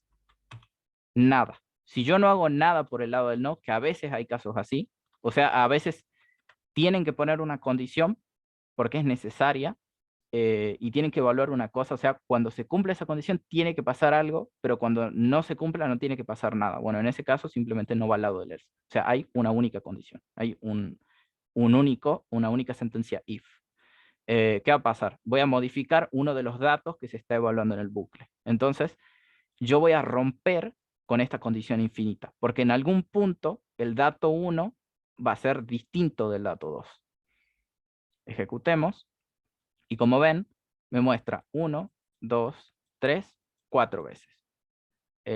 ¿Por qué? Porque comencé en 1. Entonces, yo aquí lo que hago es decir, el dato 1, o sea, 10 es igual a 10, sí. Entonces, muestro, en esta línea muestro este mensaje, en esta otra línea muestro este segundo mensaje. Luego cuento. Entonces, el contador que estaba en 1 ahora vale 2. ¿Qué pasa después? Digo, hago la pregunta. El contador que ahora vale 2, recuerden, aquí fue incrementado, ¿es igual a 5? No. Entonces, ¿qué hago? Nada. Entonces, terminé con todas y cada una de las sentencias que están dentro del while. Entonces, vuelvo a preguntar, vuelvo aquí arriba. ¿10 es igual a 10? Sí. Como la condición se sigue cumpliendo, vuelvo a realizar exactamente lo mismo. Muestro este mensaje, luego muestro este segundo mensaje, y ahora el contador se vuelve a incrementar en 1. El contador estaba en 2, recuerden, la vuelta anterior lo incrementamos, ahora está en 3. Contador es igual, o sea, 3 es igual a 5. No, entonces no realizo esto, o sea, no cambio el valor de uno de los datos. Vuelvo a repetir, y así hasta que el contador sea igual a esto. Lógicamente, como yo comencé mi contador en 1, ¿no? Y primero estoy sumando, solamente me muestra 4 veces esto. Si yo hubiera comenzado mi contador en 0, o si contara al revés, me mostraría 5 veces, ¿no? Aquí está. ¿Ven? Muestra 1, 2, 3, 4, 5. Entonces, simplemente estoy haciendo un conteo. O sea, estoy poniendo una condición de parada. En algún momento va a cambiar uno de los datos que se está evaluando en la condición del while. Eso sería un acumulador. No, eso es un contador. Hay una diferencia. Ya lo vamos a ver. Hay un ejercicio en el práctico que quiero que veamos. Van a necesitar. Hay una diferencia. Su compañera les está preguntando por un concepto de lo que es acumulador y contador. Un contador solamente, o sea, el conteo se realiza de a una unidad. O sea, ustedes contarían 1, 2, 3, 4, 5, o harían saltos entre las mismas unidades, ¿no? Contar de 2 en 2, por ejemplo. 2, 4, 6, 8, 10, así. Los acumuladores lo que hacen es combinar, o sea, series de valores distintos. O sea, no hay un patrón que seguir. Yo podría sumar valores diferentes. Acá yo siempre sumo 1. O sea, lo que estoy incrementando es constante. O sea, el incremento siempre es el mismo, en 1. Si yo quisiera contar de 2 en 2, entonces podría repetir 2 veces la instrucción contador, ¿no? Aquí el incremento es constante también. Cada vuelta del ciclo while, yo cuento 2 veces. Aquí cuento 1 vez. Podría contar si quiero 3 veces, pero el conteo es constante. En cambio, la acumulación no. La acumulación no es constante porque es independiente. O sea, en cada momento yo puedo cambiar lo que estoy contando. Por ejemplo, si sumo, por decir algo, los gastos que yo tengo en un mes. Entonces yo necesitaría un ciclo y digamos, tengo una lista de gastos y voy a ir sumando uno por uno. Entonces, ahí ya no estoy usando un contador, ahí estoy usando un acumulador. ¿Por qué? Porque los gastos no siempre son iguales. Puedo gastar en un producto, digamos, o en un servicio, gasto una cantidad y luego gasto otra en otro servicio. Entonces, lo que acumulo, o sea, lo que almaceno al final en la variable es diferente. Por eso uno es acumulador y el otro es un contador. Esa es la pequeña diferencia. Igual, si este concepto no les queda claro, la semana que viene les preparo un gráfico, les preparo una diapositiva, como vimos en la clase anterior, y les hago ver los posibles casos que tienen, ¿no? Y así les queda algo. Bueno, ¿cómo vamos de tiempo? Bueno, me quedan unos 15 minutos, así que nada. Igual, no importa el tiempo, ¿no? La clase que viene vamos a seguir hablando, vamos a seguir trabajando este práctico, así que ¿les queda alguna duda sobre lo que es el ciclo? O sea, ¿entienden por qué tiene que haber una condición de parada? ¿Por qué estos datos, por qué lo que se evalúa nunca puede ser constante? Y bueno, siempre tienen que hacer el cambio. O sea, si estos datos van a modificarse, la modificación, el cambio, tiene que ser dentro del ciclo while. O sea, aquí, dentro de la secuencia de sentencia del ciclo while, tiene que ser cambiado esto. Perfecto. Bien, bien. Lo aclaro por si acaso. Así después igual, si les pasa esto de que están mostrando un mensaje o ven que se hace una operación de manera constante y no termina nunca, ya saben. La condición debe estar mal o el cambio de la condición, o sea, internamente no deben estar modificando bien estos datos que se están evaluando. Entonces, por eso les está dando un bucle infinito. Para aclarar simplemente. Perfecto. Bueno, vamos a ver un ejemplo más. Vamos a hablar de ahora el ciclo for para ver la comparación.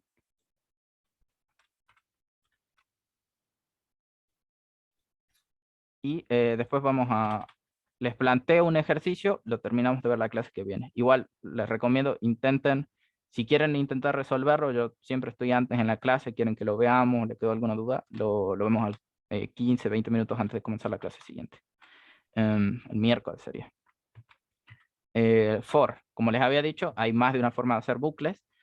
Aquí como ven en este ejemplo en concreto, yo en principio, si no tuviera esta condición de parada, que podría ser la condición que yo quiera, ¿no?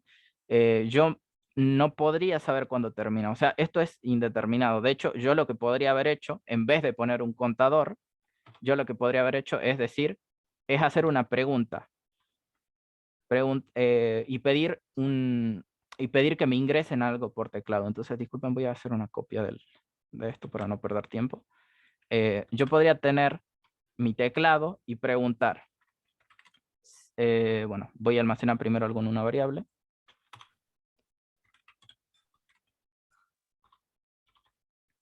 Vamos a usar un string para poner algo. Final. Bueno, fin.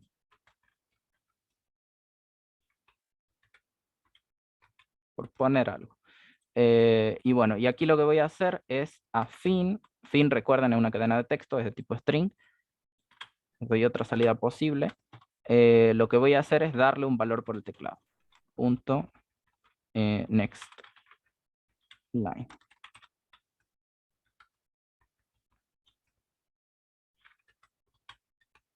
Y luego voy a preguntar por si fin es igual a sí, por poner condición. Entonces, ¿qué hago? El dato 1 se modifica de alguna manera. En este caso, vamos a poner la misma condición que antes. Vamos a decir que uno de los datos es cambiado a 0. Entonces, yo ejecuto esto otra vez y va a seguir funcionando de la misma manera. Solamente que ahora la condición no está dada por el conteo de una variable, sino que ahora va a estar dada por un dato que yo tengo que ingresar por el teclado. Entonces, si lo que está diciendo aquí básicamente es que cada vez en el bucle que yo ingrese, me va a pedir que yo ingrese algo por teclado.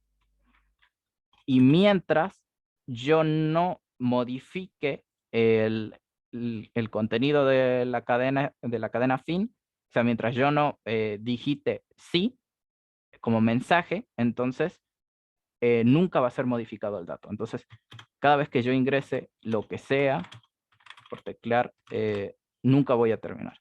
En el momento en que yo ponga sí, esto termina y como ven, disculpen, acá me faltó algo, lógicamente, aquí.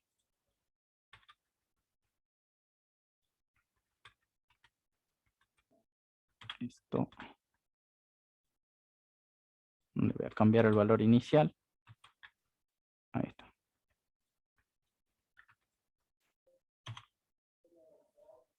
De hecho, podría hacer next también aquí para simplificarles un poco el código y terminar. Y bueno, y esto. Y aquí voy a mostrar un mensaje de fin cuando acabe, ¿no?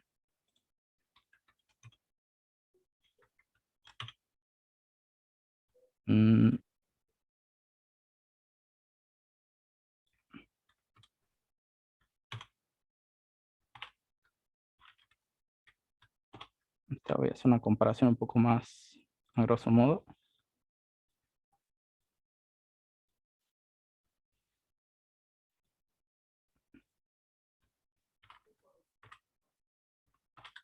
Ahí está. Ahora sí. Bueno, ahora explico esto y pongo la condición. Como ven, ahora sí hay criterio de parada. Podría ingresar no, podría ingresar lo que sea. Y mi programa solo termina cuando yo ingreso un sí. Bueno, ¿Qué pasa otra vez? En el bucle dijimos hay una condición de parada y puede ser la que yo quiera. Pero lo que quiero dejar en claro, y para ahora cuando veamos el for, aquí yo no sé cuándo termino, porque yo en el caso anterior yo podía ver cuántas veces se va a ejecutar el código, hasta que el contador llegue, y era muy fácil determinarlo porque solamente podía restar 5 ejecuciones menos el valor inicial del contador, ¿no? Si comienzo mi contador en 0 y el final es 5, entonces ejecuto 5 veces. Si el contador comenzara en 1 y el valor final es 5, entonces ejecuto 4 veces, y así, ¿no? Es bastante sencillo de ver. ¿Qué ocurre? Aquí yo no sé cuándo me van a digitar sí. O sea, yo no sé cuándo me va a digitar el mensaje que yo estoy comparando. Aquí lo que estoy haciendo es comparar la cadena fin con esta cadena de aquí, ¿no? Esto es una comparación cuando las cadenas tienen más de un elemento. Necesitan utilizar esta función. Pueden usar el doble igual también, pero les va a pasar este error que si no es exactamente el mismo elemento, les va a tirar un error. O sea, no va a ser lo que ustedes buscan. Entonces, si comparan cadenas, esta es una mejor alternativa. Aquí básicamente lo comento. Estoy preguntando. Fin, la variable fin, es igual a la cadena de texto o a la cadena sí, como tal. Bueno, entonces, si es igual a la cadena sí, modifico el dato y lógicamente acaba el bucle. Si no es así, entonces no acabo nunca. Perfecto. Y nada, entonces lo que quiero que quede claro con eso es, no sé cuándo acaba el bucle. Los while son, por eso son condicionados y es indeterminada la cantidad de veces que se van a ejecutar. Lógicamente tiene un final. Si el usuario quiere que acabe, sabe cómo hacerlo. O sea, el final está, la condición de parada está definida, pero no sabemos cuándo es. Eso es lo que está indefinido. ¿Qué es igual a 0? Ah, muy bien. Bueno, cuando ustedes comparan cadenas, o sea, cuando utilizan esto como tal, fin.compareTo, ¿sí? O sea, están comparando la cadena fin con la cadena sí. Entonces están diciendo, cuando las dos cadenas sean iguales, me va a devolver 0. ¿Qué pasa si alfabéticamente una es mayor que la otra? O sea, que fin es mayor que sí. O sea, por ejemplo, que comience con i, por ejemplo, que sea yes. Que lo que tenga almacenado en fin sea yes, y lo que tenga, y lógicamente es yes, alfabéticamente está después que sí. Entonces ahí deberían comparar con 1. O sea, cuando esto es 1, cuando el resultado es 1, entonces fin es alfabéticamente mayor que la variable con la que están comparando, o sea, con la cadena con la que están contrastando. Y si fuera, ¿qué pasa si es alfabéticamente menor fin que sí? O sea, por ejemplo, que fuera un no, o sea, no alfabéticamente otra vez menor que sí. Entonces, esto devuelve -1. Entonces, esto dice fin va antes que sí. Esto te dice fin es igual que sí. Y esto te dice, cuando es un 1, un positivo, te dice fin es mayor que sí. Entonces, básicamente, esta comparación que estamos haciendo acá con valores numéricos es lo mismo que es el equivalente a ser mayor, igual o menor. O sea, son las 3 relaciones posibles que tenemos, ¿no? Sí, sin contar va a ser mayor, igual, etc. ¿Se entiende?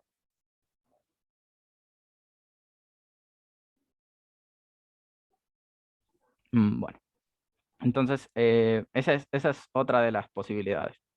Pero bueno, volviendo a lo que es el bucle for,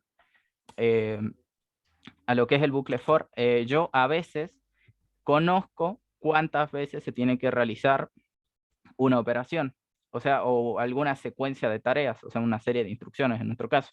Entonces, si yo sé cuándo debo comenzar y cuándo debo parar, o sea, sé la cantidad definida de veces que se va a hacer, no en el caso del while, porque acá no sé cuándo alguien va a digitar sí, entonces yo podría utilizar un bucle for en vez de un bucle while. Entonces, hay veces que utilizar un for es más eficiente que utilizar un while y viceversa, ¿no? De hecho, hay casos, el caso del while es más genérico. Yo podría utilizarlo para todo, pero como hay casos en los que es mejor usar un for, entonces usemos un for. Ya lo vamos a ir viendo cuándo es que hay que usar uno y cuándo hay que usar otro. Y también hay una cosa más. No siempre se puede utilizar bucle for, otra vez, porque tenemos que saber la cantidad concreta de veces que se va a ejecutar una serie de instrucciones. Si fuera este caso, que no sabemos cuándo va a terminar, entonces para este caso en concreto no se podría utilizar un bucle for. Solamente podríamos hacerlo con un bucle while. Entonces, digamos, ahora que yo quiero mostrar todas las comisiones que hay de la mañana. Y en la mañana del curso de Java, ¿no? Por poner un ejemplo. Disculpen, lo voy a confirmar si no me equivoco. Aquí. Aquí tenemos hasta la M8, sí. Entonces yo debería mostrar 8 mensajes, ¿no? O sea, sé que debo mostrar 8 cosas, sé cuál es la cantidad concreta de veces que yo voy a mostrar un mensaje. Entonces, lo que puedo hacer es decir, o sea, voy a tratar de interpretarlo lo más sencillo que sea, de manera coloquial a la expresión, ¿no? Entonces, lo que yo voy a decir es, para todas las instrucciones que se ejecuten dentro del intervalo i entre 0 e i menor que, por ejemplo, dijimos son 8 comisiones, ¿no? O sea, menor o igual que 8. Con i en paso más 1. A alguno ya le debe parecer extraño, así que vamos a verlo por partes.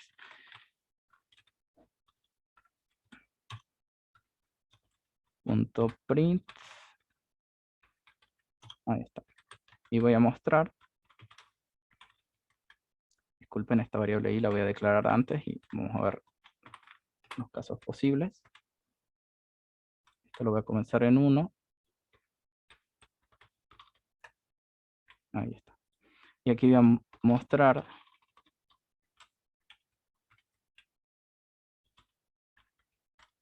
comisión M y voy a concatenar el número de la instrucción que voy a almacenar en la variable i. Ya explico todo paso a paso, pero primero vamos a ver la ejecución. Bueno, y lógicamente se está ejecutando, disculpen, el programa que teníamos antes y por eso no me está mostrando nada aquí. Vamos a ejecutar run as application. Aquí. Mientras i sea menor o igual. Ahí está. Ahora sí. Bien, perfecto. Entonces, aquí muestro las 8 comisiones que existen. Digamos que ese era el problema. Yo necesito mostrar cuántas comisiones hay en la mañana. Y bueno, y lógicamente yo no voy a digitar, yo no quiero ingresar por teclado cuántas son las que hay. Entonces, como sé que siempre muestro esta misma porción del mensaje, es decir, siempre muestro comisión M y nombro el número de la comisión que existe. Entonces, para yo no tener que escribir 8 veces la sentencia comisión M1, M2, M3, así hasta la M8, entonces, y como conozco cuántas comisiones hay, lo que voy a hacer es utilizar este bucle. ¿Y qué voy a hacer? Lo único es que a esta cadena de acá, a esta parte del mensaje del cual quiero mostrar, le voy a concatenar una variable. ¿Qué variable? I. Que i es simplemente es un iterador. O sea, es la variable, bueno, en realidad es un contador como tal y funciona como iterador. Y nos permite justamente movernos dentro y determinar cuál es la cantidad y cuál es el número de veces que he pasado por este bucle.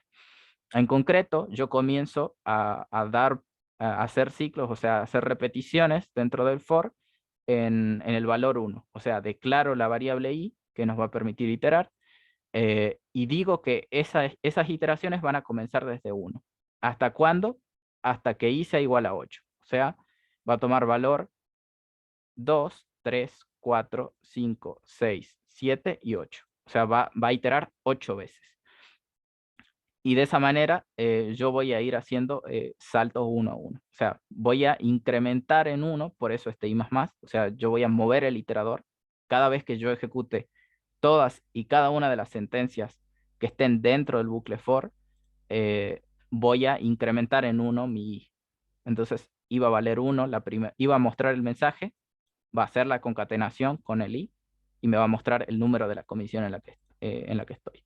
Luego se va a incrementar el I, ahora I va a valer 2 y va a preguntar, I ahora vale 2, entonces sigue siendo menor o igual que 8 y por lo tanto voy a poder seguir ejecutando esta serie de sentencias. Como lo muestro, en este caso sería comisión M2. Terminan todas las sentencias del for, vuelvo aquí vuelvo a la condición del for y pregunto. Y que ahora ha sido incrementado y ahora vale 3, porque terminó esta secuencia de instrucciones, recuerden. Entonces, 3 es menor o igual que 8, sí. Entonces, de vuelta vuelvo a ejecutar todo, muestro el mensaje correspondiente con el I en el cual nos encontramos, o sea, con el número de iteración que estamos en ese instante, y vuelvo a incrementar el I. Ahora I vale 4, vuelvo a preguntar por la condición, 4 sigue siendo menor que 8 y así. No sé si se logra entender, si no podemos ver otro ejemplo. Igual creo que tendríamos que verlo la clase que viene, pero bueno, la idea del for es eso. Yo conozco concretamente cuántas veces se tiene que ejecutar una secuencia de sentencias. No así el caso del while, que puedo o no saberlo. Perfecto. Entonces, si no hay dudas, igual vamos a ver ejemplos más complejos en lo que lo pueden utilizar. Aquí solo estamos mostrando mensajes. Pero bueno, eso será la clase que viene. Les recomiendo que se lean el práctico, el segundo PDF que está en la diapositiva. Si del primero le quedó alguna duda, o sea, si lo leyeron y hay algo que les parece extraño o no saben cómo comenzarlo, igual me lo comentan, me lo pueden mandar tanto por Moodle como, no sé si están en Telegram, no creo que me tengan agendado en Telegram, pero bueno. Estoy en Discord también, o me lo pueden decir los que están en el grupo de WhatsApp y atendemos ese problema el miércoles.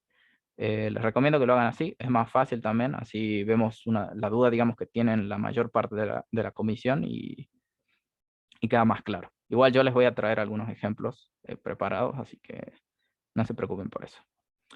Muchas gracias y nada, nos vemos.